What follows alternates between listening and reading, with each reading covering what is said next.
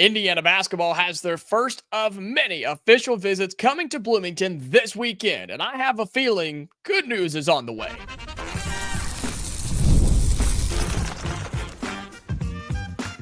You are Locked On Hoosiers, your daily podcast on the Indiana Hoosiers. Part of the Locked On Podcast Network, your team every day.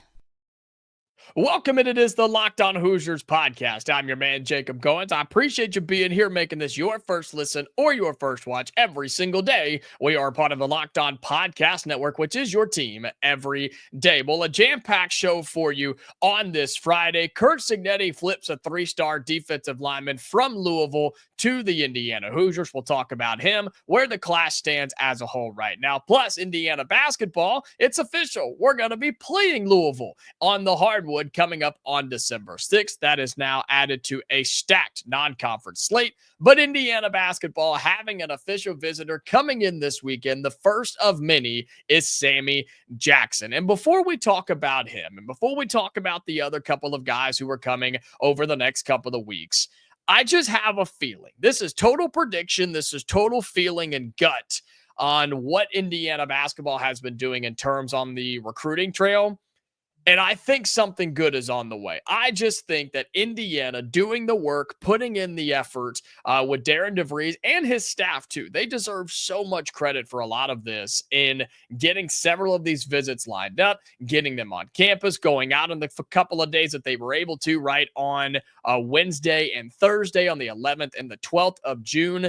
They're grinding, man, and they understand that they have to grind because they don't really have an option because of where recruiting was left with the previous regime. And so they understand the importance of hitting the trail, seeing as many kids as you can, as often as you can, and trying to get them on campus. And that's going to happen with Sammy Jackson, who's a top 100 player, one who has been in communications with Indiana for quite some time and has the Hoosiers in his top four. If you remember, we talked about this guy. He's got Indiana in his top four with St. Joe's, VCU, and with Texas, and more on all of that in just a moment. But I'm just telling you, something is going to break here soon. Something is going to happen in a positive way for the Hoosiers in the high school recruiting ranks, because we talked about it, right? When DeVries was hired, he had to go and completely rebuild this team, completely restart from the ground up with not a single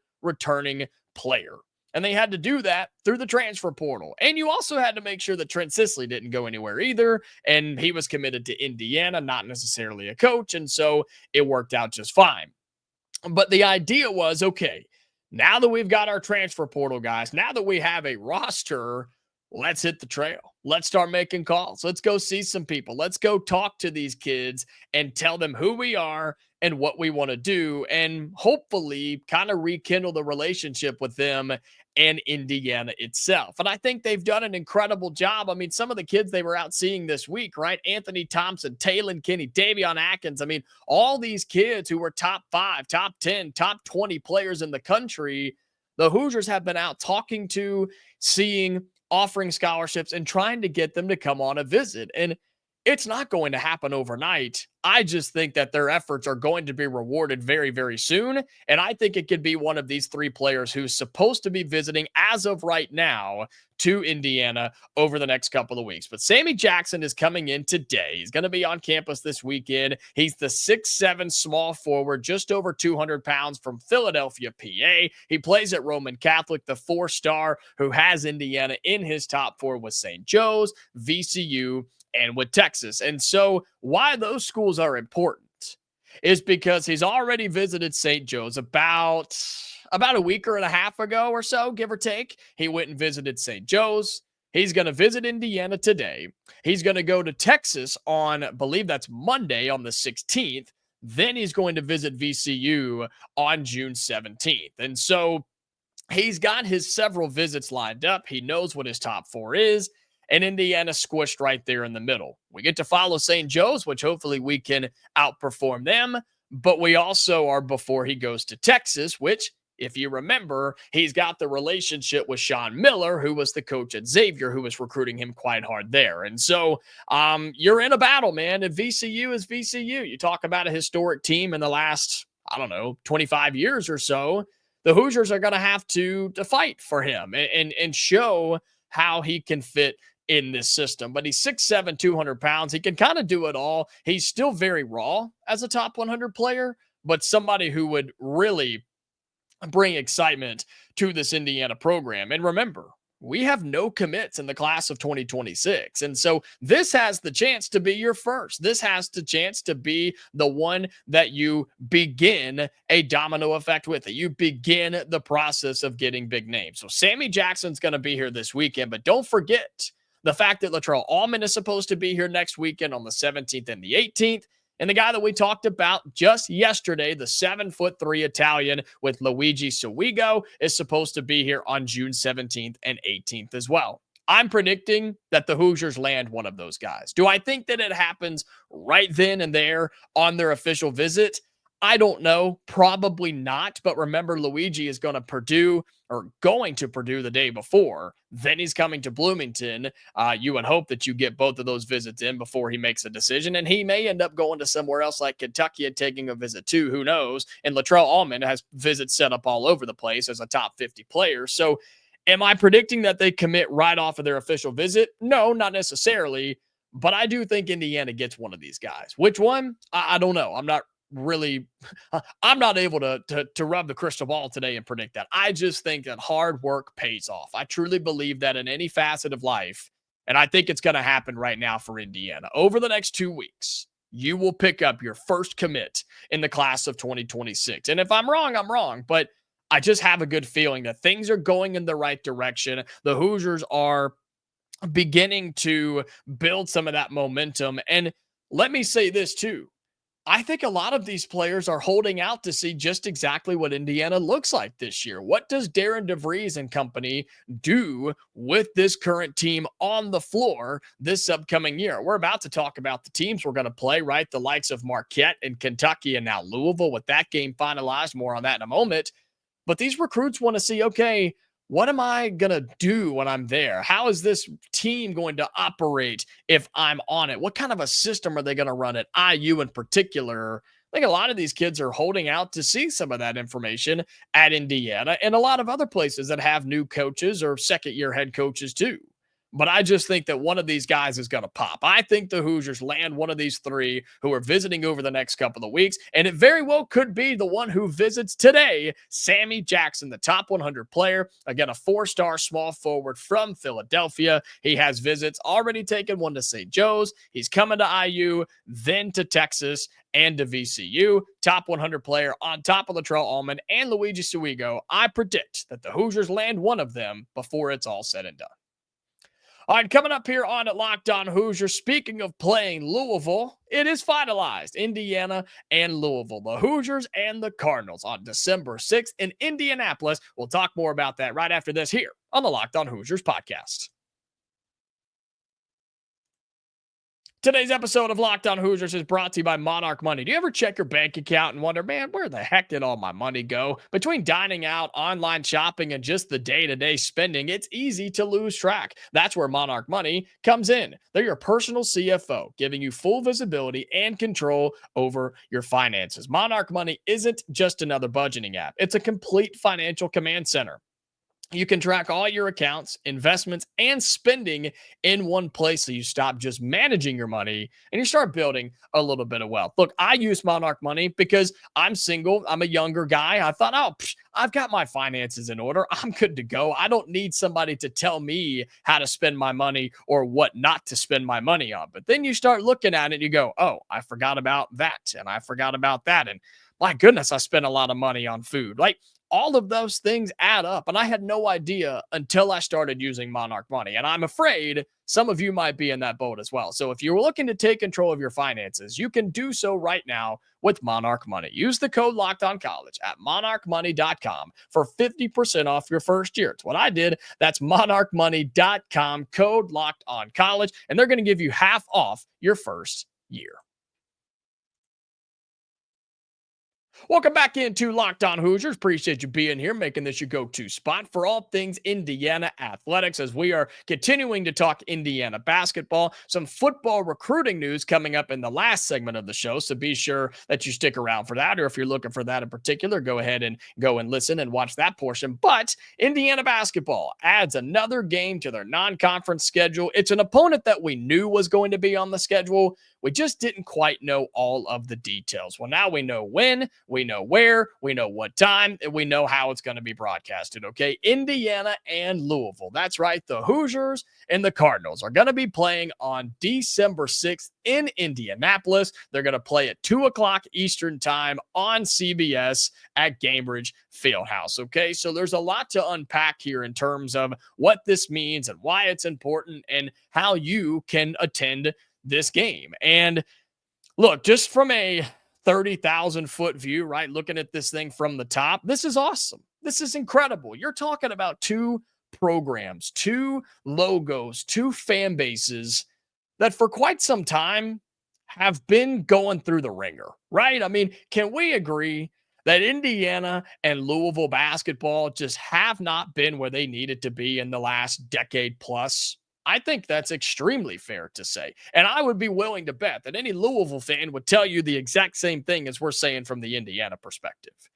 College basketball is better when Indiana and Louisville are better because Kentucky needs somebody to humble them, right? They need their biggest rival in Louisville to be good. Same way as Purdue needs somebody to humble them. We need to be better. Indiana needs to get back to relevancy to where you have one of the greatest rivalries in basketball, right? With India, or just in sports, really, with Indiana and Purdue. And the same thing goes for Louisville and for Kentucky. Like, what an opportunity it is for these two teams. And I think Louisville's going to be a good squad this year. I think there's somebody who could absolutely make some noise in the ACC as they have been and slowly starting to get back to relevancy here. So a really neat game for these two teams and these two fan bases to be a part of. Battle of the Reds, right? And so, again, it's going to be on December 6th. It's going to be at Gainbridge Fieldhouse. There's also going to be the Big Ten championship game for football happening that day as well over at Lucas Oil Stadium. And look, I hate this idea that Indiana fans are going to have to decide, which event do you go to? Do you go and watch the Hoosiers play basketball against Louisville, or do you go to the Big Ten championship game and watch your football team compete for a Big Ten title? I don't know. You're going to have to figure it out. Maybe since the Big Ten championship game is normally later in the evening, you might be able to squeeze in both. Just make a whole weekend out of it and you'll be just fine. Okay. And so, again, basketball against Louisville. The Hoosiers, believe it or not, actually hold the all-time record against Louisville, 12 wins. Believe it's 10 for Louisville. Indiana wins it regardless. And so you're going to have one of these, this matchup, yes, but you also have your other two games that we've been talking about since they've been known and kind of set on the schedule as well, where you're going to play Marquette on November 9th, and then you're going to play Kentucky on December 13th. Two of these are, of course, neutral site games, with the Louisville game being in Indianapolis. The Marquette game is going to be played in Chicago, downtown at the United Center. And then the Kentucky game, as we have talked about, we did a crossover with Locked On Kentucky and Lance Dahl a while back. This game is going to be inside of Rupp Arena. But all things considered, I'm happy with the non-conference slate so far. Word on the street is more things are coming, more games are coming. Hopefully, some better games at home inside of Assembly Hall. I mean, these are awesome matchups, Louisville, Marquette, and Kentucky, but all of them outside of our walls of Assembly Hall. So I think some more are coming. I think more is on the way, but you start talking about what the Hoosiers are trying to do in games like this, other than the obvious of, well, we want to win it, Jacob. Well, yeah, I know, me too. But you're looking to see, okay, where do we stack up? Where are we as a team, as a program, as with everything? How do we stack up with some of the biggest brands in college basketball right now? And I think it's fascinating to look at Kentucky, Marquette, and Louisville, because I think I would rank them that way right now in terms of where they are, how competitive they are, and how good they're going to be in 2025. And again, we're talking about this in the middle of June. I'm going with Kentucky, then Marquette, and then Louisville. But that could absolutely change Indiana's got to find a way to compete in these games and try to win one or two of them. Because if you did watch or listen to our episode with Lance Dahl of Locked On Kentucky, I talked about this idea that Indiana played Louisville, they played Gonzaga, they played some of these teams and just got embarrassed, just got boat raced, just got run out of the gym.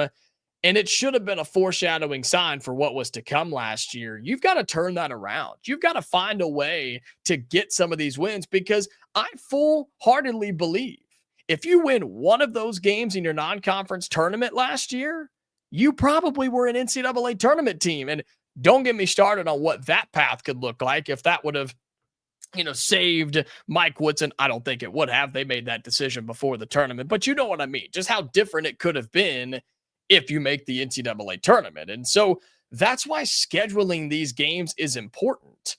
You build your tournament resume, but you also can figure out where you are as a team and what you need to improve on. Because I promise you, Mark Pope and Kentucky will expose everything wrong with your team, man. They are really, really talented. And Mark Pope is an incredible coach.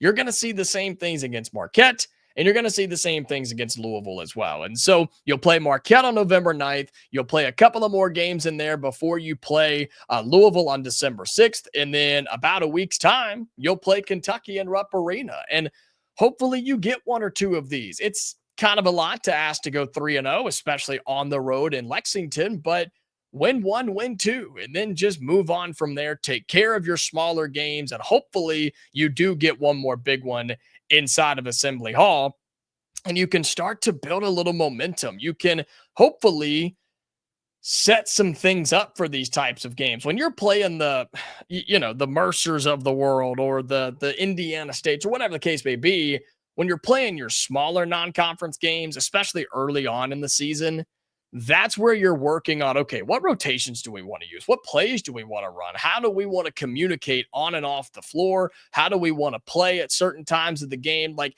you can work on all of that during your non-conference games that are a little bit smaller.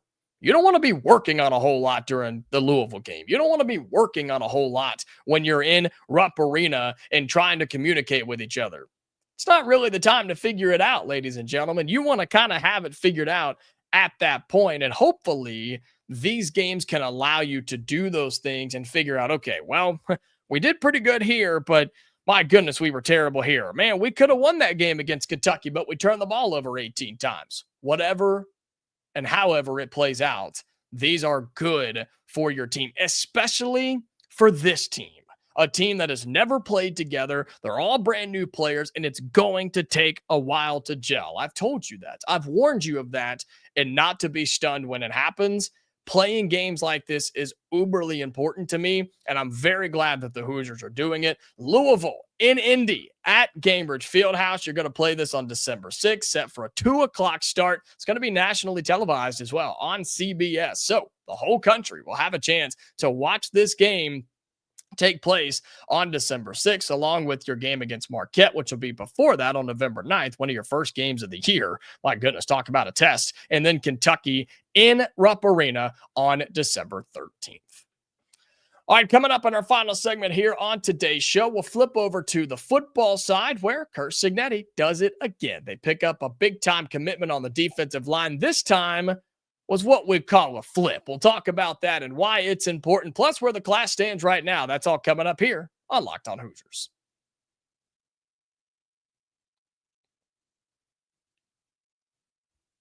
All right, final segment on Locked On Hoosiers. Again, thank you so much for being here, truly making this your one-stop shop, your first listen or your first watch every single day when it comes to Indiana athletics. And for those of you that are listening on audio, your Spotify's or Pandora's or Apple's or however you find us, thank you so much for doing that. And make sure that you are following us on there. Subscribe if you can. Some you can, some you can't. So just make sure that you are, if it's allowed. And then make sure you have those notifications turned on too. I don't want you to miss any episodes. And so do all of that and then send it to somebody who's not already listening to Locked On Hoosiers if they're an IU fan. All right. So do those things for me. if you're listening to audio. And then quickly on the video side for YouTube, you know the drill. It's a 3-step process. Like the video with that thumbs up. Make sure you drop your thoughts down in the YouTube comments on the visitors coming in. Do you think Indiana lands a commitment soon? The game against Louisville and the recruiting class for football. Leave all of your thoughts down there in the YouTube comments, and then subscribe to the channel if you haven't already. A live count as we are recording, just to give you an idea. 5826. That's right, 5,826. So thank you so much for doing all of that. All of your support for this show really, really does mean the world. So thank you for doing that.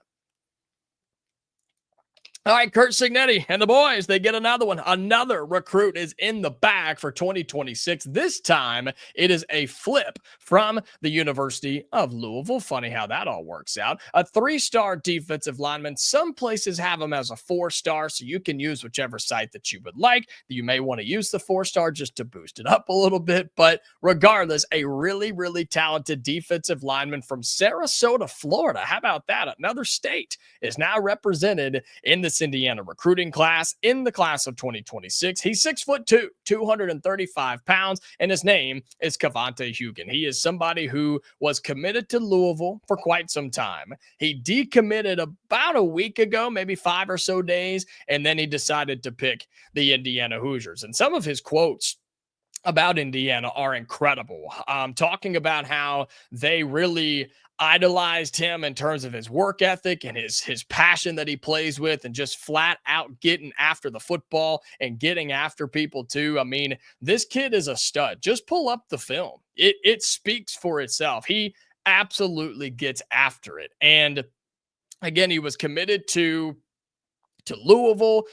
I know Baylor was involved at one point here, and I think a lot of Power 4 schools were really starting to take notice of him down the stretch, but he flips to Indiana. He's a part of this recruiting class now. Really, really excited for him. He's considered a top 50 player in the state of Florida. He's also considered a top 50 defensive lineman in the class of 2026. And so Kavante Hugan has joined the Indiana recruiting class, one that all of a sudden, ladies and gentlemen, all of a sudden is right back inside the top 25. We had a whole episode with Brian Smith, our recruiting expert, host of the Portal podcast earlier this week. And we were talking about how this class, the ranking, right, whichever site you want to use, the ranking is kind of fluctuating between top 25, top 30, but this puts the Hoosiers right back inside the top 25. He's also the 14th commit in the class of 2026. And again, he is a very high 3-star. Some places have him as a 4-star. So if you want to consider him that, you're more than welcome to. 6'2", again, 235. He is the second highest ranked recruit in the class right now, just behind Jay Timmons, who is the 4-star safety from Pennsylvania. Folks, this is big time stuff. This is a big, big commit. This is someone who major programs wanted. He was already committed to another team and decided he didn't want to go there anymore. And not instantly, but pretty quickly decides that IU is the place that he wants to be. This staff and Curt Cignetti have to be applauded, man. They continue to get commit after commit after commit. I mean, we haven't gone, 3 or 4 days in between a commit for the last month or so. And the month of June, we were talking with Brian about this the other day. It is so crucial, right? The month of June is now, with the change of the calendar and high school recruiting, it's become the month. And Indiana is taking advantage of it. And now, just to count them up again, I'm counting the states that are represented in Indiana's recruiting class: Pennsylvania, Florida, Illinois, Ohio, Indiana, Kentucky, Wisconsin, looking through Illinois. Don't think I said that one already. Maryland is up there. I did say. Okay, so I believe that's 8 states that are represented across Indiana's 14 commits in the 2026 class. It's a pretty big deal. This staff ain't scared, man. They're not afraid of anybody. And I think Kavante Hugan is somebody who could start down the road for Indiana, someone who plays with a ton of effort. I mean, is he the absolute biggest dude at 235? No, especially when you look at Gabe Hill right there next to him, who's also at 6'2", 275. But more of a speed guy, more of just let me clob you with my hands and get around you and go get the quarterback, go get the football, or just break through the line. That's what this kid does. And so don't look now, but Indiana's on the verge of a top 25 recruiting class. And at IU, that's historic. That doesn't happen here, right? That's what Brian says all the time, but it's happening now.